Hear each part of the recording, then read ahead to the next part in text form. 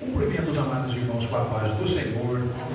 Aproveitando que a igreja está em pé, vamos fazer a leitura da palavra de Deus, irmãos, no segundo livro da Bíblia, Êxodo. Nós vamos ler o capítulo 12, a partir do verso 40. Êxodo, capítulo 12, versos 40 até o 42, amados irmãos. Êxodo, capítulo 12, versos 40 ao 42. Página 89 da Bíblia do Culto. Glória a Deus. Êxodo, segundo livro da Bíblia, capítulo 12, a partir do verso 40. Os irmãos encontraram? Diz assim a palavra de Deus, amados irmãos: o tempo que os filhos de Israel habitaram no Egito foi de 430 anos. E aconteceu que, passados os 430 anos, naquele mesmo dia, todos os exércitos do Senhor saíram da terra do Egito. Esta noite se guardará ao Senhor, porque nela os tirou da terra do Egito. Esta é a noite do Senhor, que deve guardar todos os filhos de Israel nas suas gerações. Tomai assento, amados irmãos, dando glórias ao nome do Senhor Jesus. Na noite de ontem, irmãos, nós começamos a pregar esta mensagem, cujo tema são essas palavras que estão aí no verso 42. Esta é a noite do Senhor. Então hoje, com a ajuda do Santo Espírito de Deus, nós vamos continuar esta mensagem exatamente de onde nós paramos. Esta noite do Senhor, ela possui na Bíblia 3 dimensões. A primeira dimensão é a noite do milagre. A segunda dimensão é a noite da aliança. E a terceira dimensão, nós vamos deixar para o culto que vem fazer uma surpresa para os irmãos voltar a ficar com vontade de ouvir a parte número 3. Amados irmãos, com a ajuda do Santo Espírito de Deus, nós vamos falar um pouquinho nesta noite sobre a segunda dimensão desta palavra, que na realidade é uma profecia que Deus falou por meio de Moisés, sobre a aliança que Deus proporcionou a Israel na noite que eles saíram do Egito. E a aliança, irmãos, que Deus proporcionava no Antigo Testamento, ela tinha assim diversos propósitos. Os irmãos vão se lembrar da aliança de Deus com Adão, a aliança da obediência, a aliança de Deus com Noé, o arco nas nuvens, e por diversas alianças Deus veio tratando no Antigo Testamento.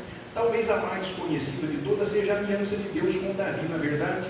Deus prometeu a Davi que nunca faltaria uma lâmpada em Israel, um descendente seu que governasse Israel durante todo o período que Deus estabeleceu, na história, desde que eles andassem de acordo com a vontade do Senhor.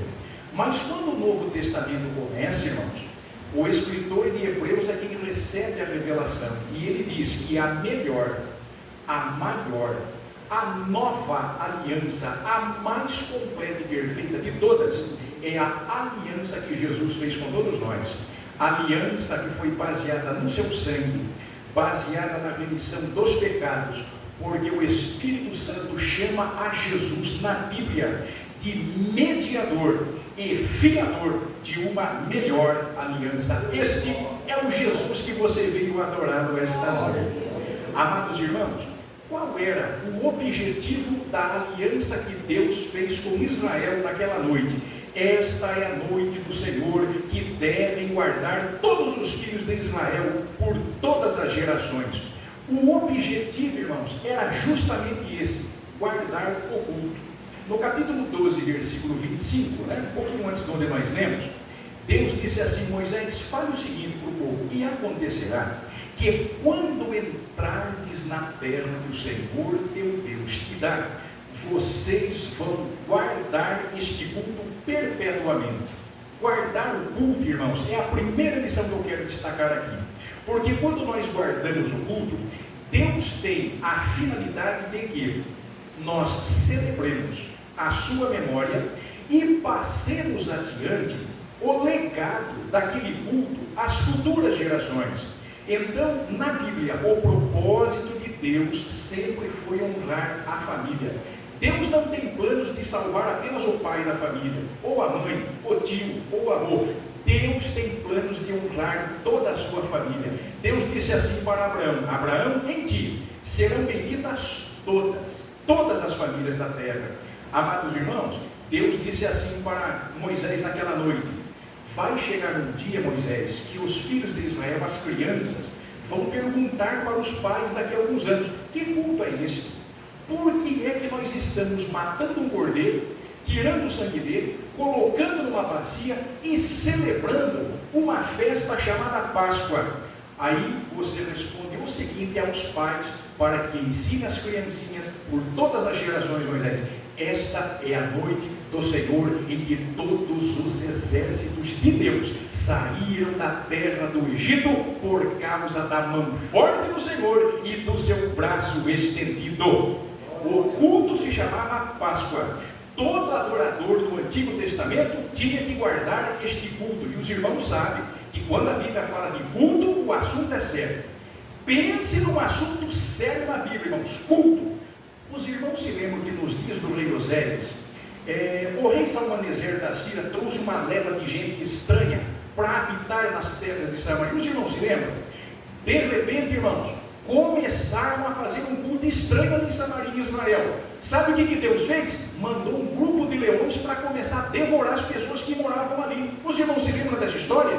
Aí o rei Salmaneser começou a perguntar: meu Deus do céu, o que está acontecendo? É leão que sai para todo lado e engolir as pessoas, o que está acontecendo? Aí alguém disse assim: sabe o que está acontecendo, rei? O povo que está morando lá, esta gente estranha, eles estão indo no culto, mas eles não sabem como é realmente o culto do Deus desta terra.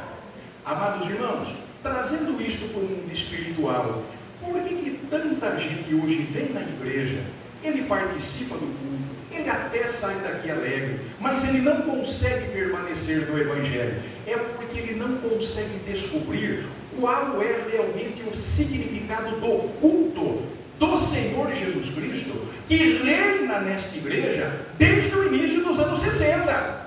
Porque no dia que ele descobrir, irmãos, ele não sai mais daqui. Pergunte para os irmãos aqui que tem mais de 50 anos de Evangelho. Irmãos, é meio século de história, muito mais do que isto.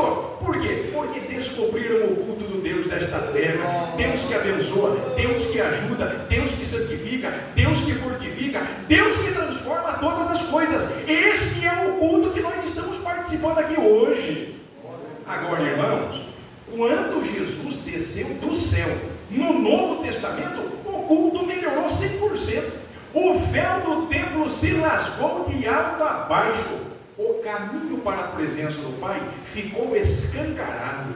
Todos podemos adentrar no trono da graça e achar misericórdia em tempo oportuno de sermos salvos. Por isso o escritor de Hebreus diz assim: trono da graça, trono da graça, trono da graça. A graça, ela é para quem está aqui embaixo, mas ela veio de cima. Mas no dia do arrebatamento da igreja, por causa desta graça, Jesus vai arrebatar a igreja, vai nos transportar para o céu, e aquela face do trono de Deus que nós enxergamos hoje pela fé, chamada trono da graça, vai se transformar em trono de glória. Amados irmãos, o culto é o momento pelo qual, através da graça, nós nos posicionamos diante de Jesus. E a hora que você entra na presença de Deus, a primeira coisa que Deus enxerga não é necessariamente nós. Não, a primeira coisa que Deus enxerga no céu é a graça do seu santo Filho Jesus que nos cobre. E aí você adora Jesus, e aí você fala com Ele, Ele responde suas orações, e daqui a pouco a sua semana vai ser uma bênção, porque você, pela graça, alcançou algumas gotas desta glória, repartidas neste culto, pelo maravilhoso trabalhar do Santo Espírito de Deus. Salmo 84:11, o salmista dizia assim: o Senhor dará graça e glória, graça e glória. O desafio da igreja primitiva em Atos dos Apóstolos era perseverar na graça e não voltar para a lei. Hoje o nosso desafio é o seguinte, irmãos: é passarmos da graça para a glória. Jesus veio ensinar que A graça é o trampolim que nos leva para a glória. Então, todo o culto que nós participamos, nós temos que guardar o seguinte: graça e glória. O culto que não tem graça e glória, ele não valeu. Porque culto que onde não há a manifestação da graça, trazendo algumas gotas, é claro, não pode ser toda a glória também, senão a gente cai tudo morto aqui, né, irmãos? É por isso que o nosso depósito é pequeno. Apenas algumas gotas da glória que Deus mandar é suficiente para encher a sua lâmpada de azeite e você receber de Deus aquilo que você precisa, porque você veio buscar alguma coisa. Mas culto é isso, você vem primeiro oferecer, mas é um encontro. Os irmãos se lembram daquele livro do Júlio César de Marlene? Eu vou com a doença, ele vem com a cura. Eu vou com o problema, ele vem com a solução. Para encontrar com Deus, pode ser de noite ou pode ser de dia, mas que Jesus está aqui para te encontrar, ele está. Agora, irmãos, o culto que deve reinar na igreja, Romanos 12:2. Rogo-vos, pois, irmãos, pela compaixão de Deus, que apresenteis os vossos corpos em sacrifício vivo, santo e agradável a Deus, que é o vosso culto racional. O que é um culto racional, irmãos? É um culto com entendimento, é um culto onde sempre haverá a manifestação da graça com a glória. Agora, apenas uma ilustração prática. Os irmãos querem uma coisa? A hora que o irmão saiu de casa hoje, o irmão não saiu por acaso. Foi a graça que trouxe você aqui. Por exemplo, é como se a graça tivesse dito para você lá no celular, por volta das 5, 5:30, 6 horas da tarde: meu filho, você quer realmente ver um pouquinho da minha glória hoje? Vai no culto. Não perca o culto. E sabe o que é que vai acontecer na hora que você voltar? A graça de Deus está lá na sua casa te aguardando. Meu filho, você foi no culto? Você viu a glória? Você viu como que a glória é rica, é magnífica, é soberana, é extraordinária? Você quer saber do melhor? Terça-feira tem mais, quinta-feira tem mais, sábado tem mais, na escola dominical do próximo domingo tem mais. E se Jesus não voltar, a sua vida com Deus até o arrebatamento é assim: é graça e glória, graça e glória, graça e glória. Isto é culto racional. O pastor faz a oração no início do culto, os irmãos já começam: oh, Jesus, aleluia, o culto hoje vai ser uma bênção. Aí a banda toca 3 hinos: oh, Senhor Jesus, como o Senhor é lindo. Aí as irmãs cantam um hino aqui: Senhor, não vou dividir. Eu acho que até eu sugeri esse hino para as irmãs, né? E as irmãs já ensaiaram. Irmãos, eu fiquei ali atrás esperando para pegar meu celular de volta. Tem alguns irmãos aqui segurando para não sair no aviãozinho. Sabe o que é isso? É graça, é glória. É graça e glória. Graça e glória. 1 Pedro 5:10 está escrito assim: e o Deus de toda graça, em Cristo Jesus, vos chamou a sua eterna glória. Em todo o culto que nós vimos, o Evangelho da graça é pregado. Em todo o culto que você vem, o Evangelho da glória também é pregado. 2 Coríntios 4:4, Paulo disse assim: o Deus deste século, ele cegou a mente dos incrédulos, para que não resplandeça sobre eles a luz do Evangelho da glória do Senhor Jesus Cristo. Agora, os teólogos dizem o seguinte nos livros, irmãos, ilustrando, né? Me permita fazer uma outra paráfrase de palavras aqui. Quando o Evangelho da graça é pregado no culto, é como se o Espírito Santo, usando a graça de Cristo como assim, um veículo para alcançar o coração da pessoa, é como se o Evangelho da graça dissesse assim: meu filho, levante essa sua cabeça, pelo amor de Deus, não fique triste e cabisbaixo, levante a sua cabeça, sua alma será purificada, seus lábios serão tocados por brasas vivas do altar. Levante essa sua cabeça, prossiga, persista e vá adiante. Aí, irmãos, enquanto nós vamos pregando o Evangelho da graça, o Espírito Santo vem com o Evangelho da glória, revelando o seguinte na mente e no coração do pecador: meu filho, já que a graça ergueu a sua cabeça, olhe para o céu e contemple a Jesus na cruz pela fé. Ele ama você, ele não desiste de te amar. Levante seus olhos, enxergue o trono da graça, porque Jesus está de olho em você. Aí o evangelho da glória continua sendo pregado, e lá vai o Espírito Santo: meu filho, já que você levantou a sua cabeça, já que a sua mente foi purificada, comece a receber revelações do céu. E enquanto a graça vai fluindo, é como o profeta Isaías: já que os seus lábios foram purificados, então se levante e adore a Deus em espírito e em verdade, porque cada palavra do seu louvor está mexendo com o coração de Deus também. Este é o culto que nós devemos guardar: culto racional, culto da Bíblia, culto que agrada a Deus, culto que Deus manifesta graça e glória, graça e glória.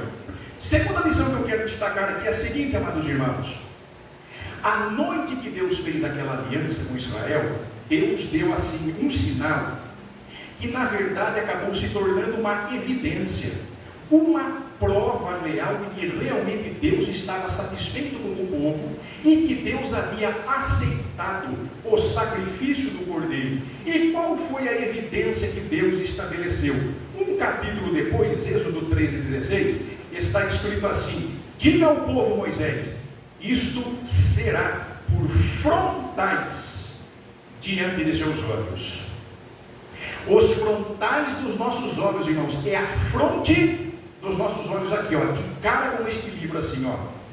Os irmãos se lembram que Jesus falou que os nossos olhos são a candeia do corpo. Portanto, se o teu corpo tiver luz, né, se os seus olhos forem bons, todo o teu corpo terá luz.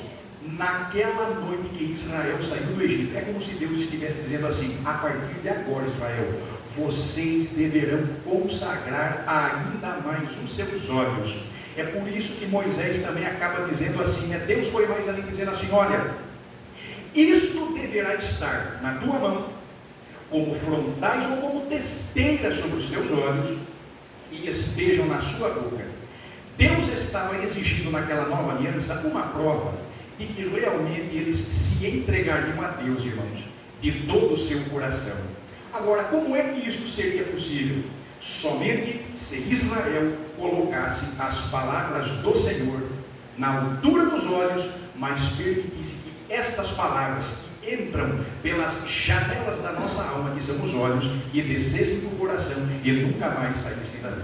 Por isso Israel, a segunda geração ali nas planícies de Moabe, Deuteronômio 6,4, Moisés diz assim: ouve, ó Israel, o Senhor nosso Deus é o único Senhor. As palavras que hoje eu vos ordeno serão por frontais nas suas testas e nos seus olhos, e vocês deverão colocar isto na roupa, na casa, na porta, nas ombreiras. Finalmente, lá na frente, os judeus acabaram interpretando isso errado, eram verdadeiras bíblias ambulantes, no caso dos fariseus, mas lá dentro faltou alguma coisa. Irmãos, o único meio de um crente fiel se santificar e manter a sua aliança com Deus não é por meio de outro meio, a não ser que você pegue este livro, coloque ele diante dos seus olhos, bem de frente assim, ó. E como dizia, Dwight D. Moody, ou este livro me aparta do pecado, ou o pecado me aparta deste livro. Deus queria que Israel tomasse o livro da lei, assim, ó, 25 horas por dia, uma hora extra ainda, Isto te será por fronteira, nas testas, no olho e principalmente no seu coração. Aí nós encontramos uma receita tríplice do Pai, do Filho e do Espírito Santo no Salmo 119. No verso 18, olha o que o salmista dizia: Senhor, abre os meus olhos para que vejam as maravilhas da tua lei.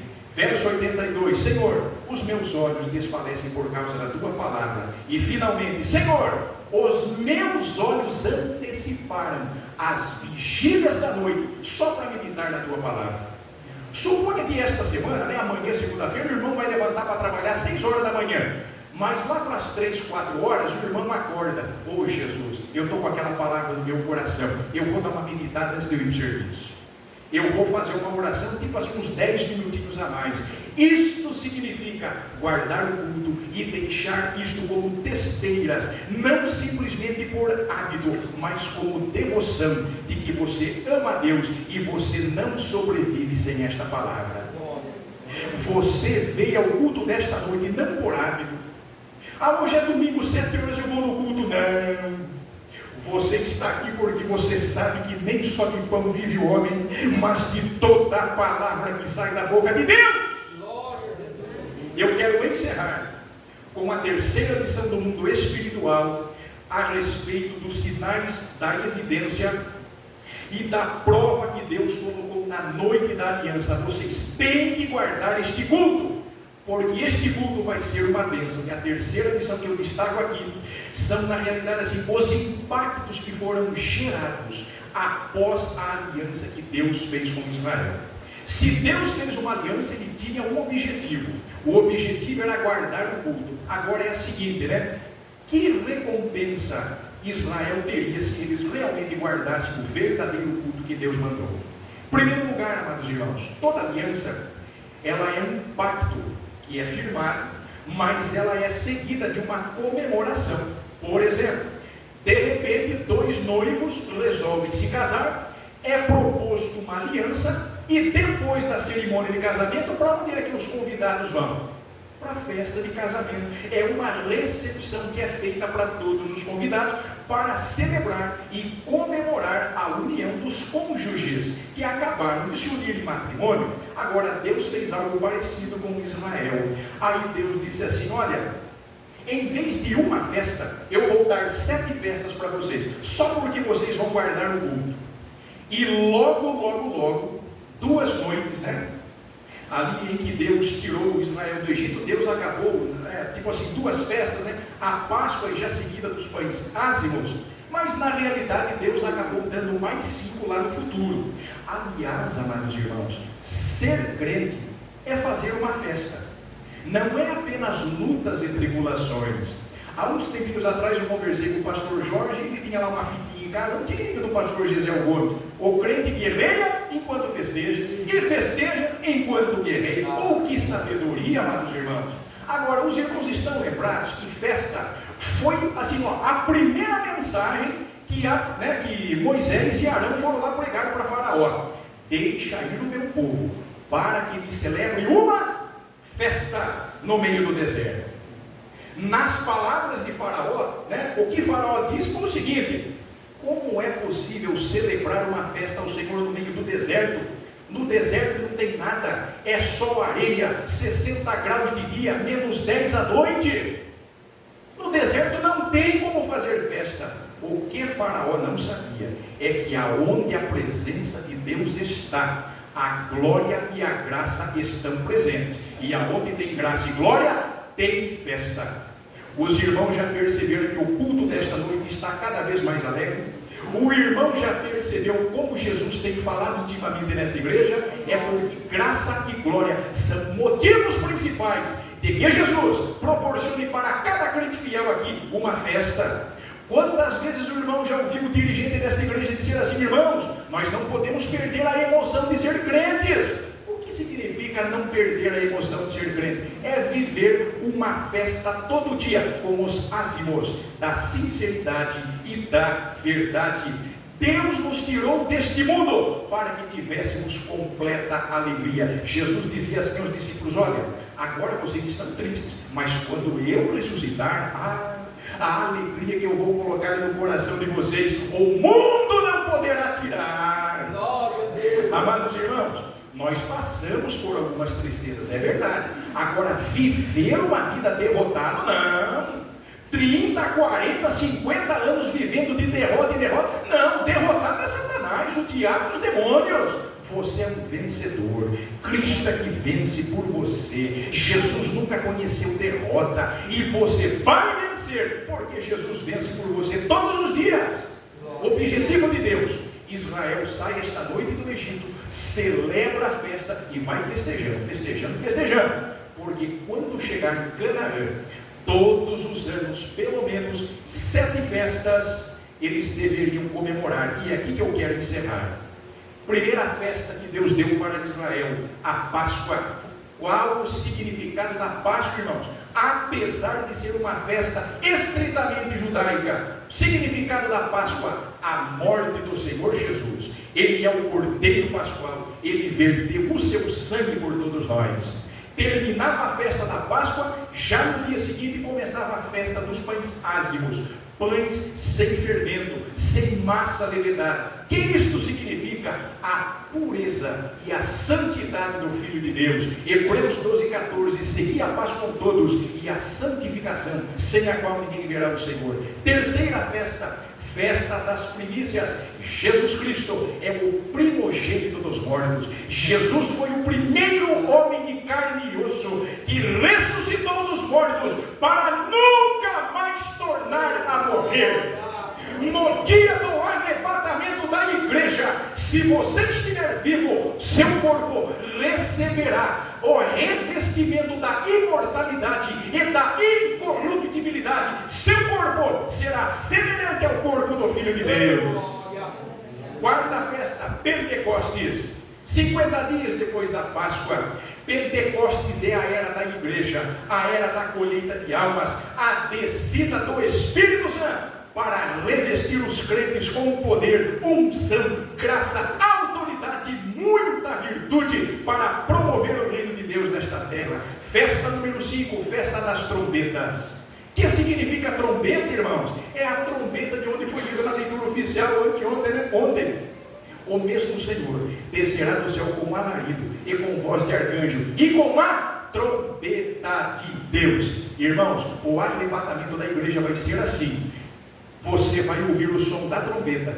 Em seguida, Jesus chama o seu nome muito rápido, num piscar de olhos. Mas você ouve a trombeta, ouve seu nome e de repente você está lá nos ares com Jesus. Quando angelical trombeta neste mundo estrugir, o meu nome ouvirei Jesus chamar. Hino 479 na harpa cristã. Sexta festa, o dia da expiação. Uma única vez no ano, o sumo sacerdote entrava lá. Arão, sumo sacerdote, por meio da história, ele entrava lá e oferecia o sangue daquele cordeiro sobre o propiciatório de ouro, a tampa da arca. Que significa expiação? O sangue espargido ali, irmãos, cobria os pecados. De igual modo, o sangue de Jesus nos cobre. E Jesus é tão maravilhoso que por causa do dia da expiação, aquele único dia no ano, dia 15 do 7º mês, aquilo aponta para a conversão dos judeus. Quando Jesus descer com a igreja glorificada, tocar com os seus pés o Monte das Oliveiras, o monte vai se dividir em dois, e você vai estar lá para ver a conversão de todos eles, e vai participar do reino milenial de Jesus Cristo. Com o seguinte detalhe: você vai estar glorificado, perfeito, vestido de branco, e as pessoas aqui da terra não. Mas aí deixa isso para uma outra mensagem. Eu quero encerrar com a 7ª festa, festa das cabanas, festa dos tabernáculos, que representa o reino milenial de Cristo. Ser um cristão, tornar-se um crente, aceitar Jesus, não é se tornar escravo de uma religião, não, pelo contrário.